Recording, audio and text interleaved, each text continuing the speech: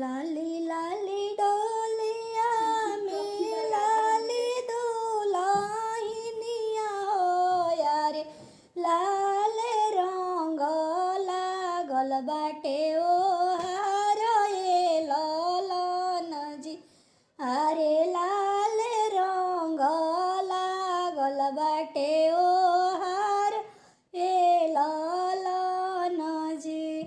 हम तो से पूछिला लाल दुल्हनिया हो यारे कौन हवन ससुर जी तोहार ए ललन जी।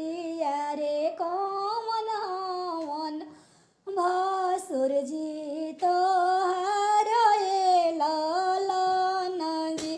जेकरा ही सिरवा पर पियर पगरिया हो यारे उहे हवन ससुर जी हमार ए ललन जी।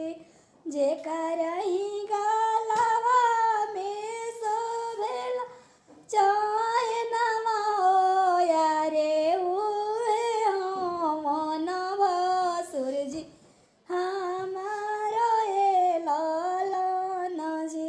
यारे उहे हवन भसुर जी हमार ए ललन जी।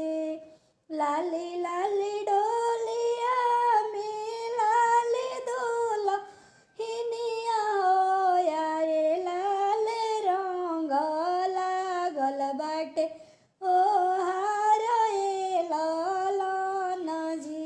यारे लाल रंग लागल बाटे ओ